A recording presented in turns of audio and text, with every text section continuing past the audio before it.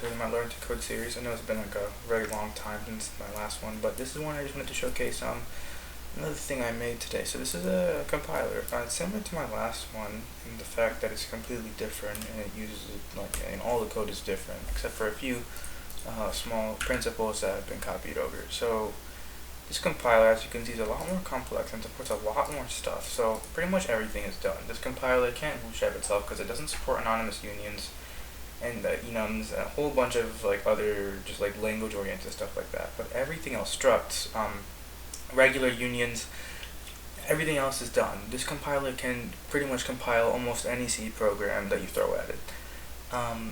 It's done. I'm not going to be working on this compiler anymore because I have a new project that's piqued my interest, and I just don't want to. I'm getting kind of bored of this because at this point, all the other features that I have left remaining are going to be pretty boring to implement. Just a bunch of boilerplate code, and I don't want to do that. I'm not going to learn anything from it. I've learned a lot from making this compiler as it is, and I recommend that you guys do it too.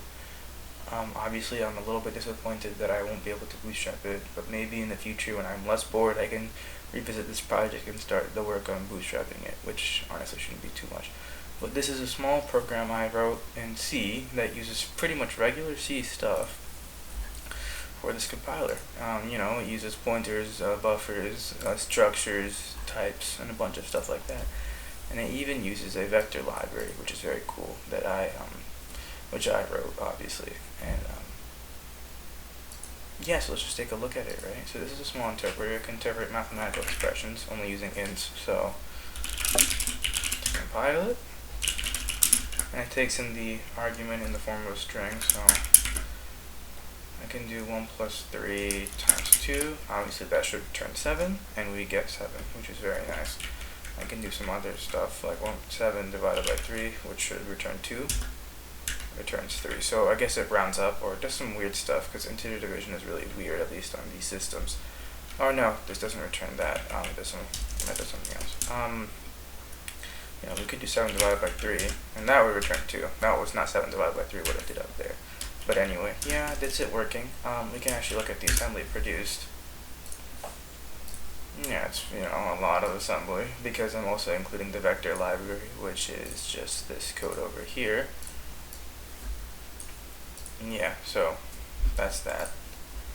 I guess I don't need to include this. So some disadvantages of this compiler. But it uses a shit ton of memory, as you can see, 500,000. And this isn't even freeing all of it because there are some bugs, which should be pretty trivial to fix as far as I know. Let me fix them right now. Actually, I have a good idea on how to fix them. 1400.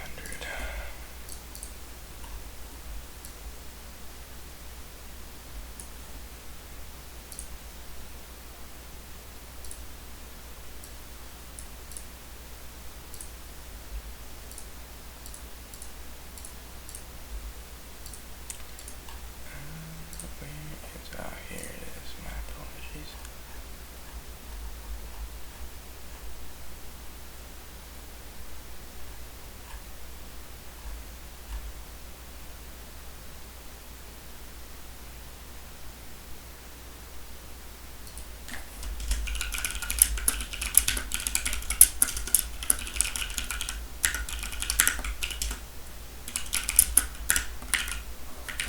As far as I know, that should fix that bug. And yeah, that did. So, but just for a simple interpreter program, it uses over 500,000 allocations. No, 500,000 bytes. 2,300 allocations, which is a lot, and it honestly, I wouldn't even know where to begin if I wanted to optimize this. But yeah, that's that. I'm gonna go over some brief phases of this. So I'm just gonna ignore this because I know it works for the most part. So I delete bye. So we have the entry point of the program. Obviously, it takes in the input file name and as argv1, takes in the output file name as argv2, and it uses the output file name for the output of pre-processing. So if there's an error in between, the output file will be pre-processed already. So we use GCC for pre-processing because I'm not writing a preprocessor. I'm not doing all that. As you can see, we pre-process it with the -e flag and the -p and stuff like that. Relaxing essentially just separate the buffer into a string of tokens, into an array of tokens, my bad. Parsing it, parse the array of tokens, iterate through the array of tokens and essentially construct a tree of language structure that demonstrates language structure. We type check the tree. We just essentially annotate each node with the type. So we say this expression is a type int. This expression is a type char. This one should return a type void, stuff like that. And then we just generate some generate. So we generate some intermediate representation out of the AST, which essentially just linearizes it from the tree into like a single linear flow of instructions, and it just does like that. It also puts it closer to assembly. And then we just submit the code, which just emits the code, I guess. I don't know. Yeah, that's pretty much how it does. That was a pretty rudimentary and kind of stupid explanation, so if you need more, I'll link some resources in the description. Yeah, I'm pretty much done. That's it, man. Some features not supported by this compile that I just want to mention. I mentioned anonymous unions, anonymous structures earlier. I don't know what else. There is some stupid stuff with type checking. For example, there's no implicit casts except for array to pointer casts. That's the only implicit cast there is. Every single cast is explicit, and you have to specifically put it there. And also one thing, if you want to use the index operator, it has to be with the type that's the same size as the pointer, so it has to be an unsigned log.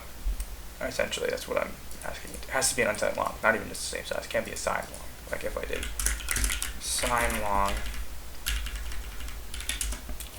it would say can only subscript array pointer type and unsigned log. So it has to be unsigned log. And also, with structured literals, you can't do the ones where it's like the simple, where you do like that. You have to specify like that. You have to specify the element that you're referring to. And I'm pretty sure union literals don't even work. I'm not going to support them because it's kind of stupid. You can just assign the element that you want to assign to. And yeah, that's pretty much it, man. Thanks for watching. Have a good one. And I guess I'll post the code in the description. And yeah. Next project is going to be something related to an OS. Something low level, something with systems, because I'm obviously, as you can see by the 7 interest in that stuff, so something like that. Anyway, thanks for watching. Have a good one.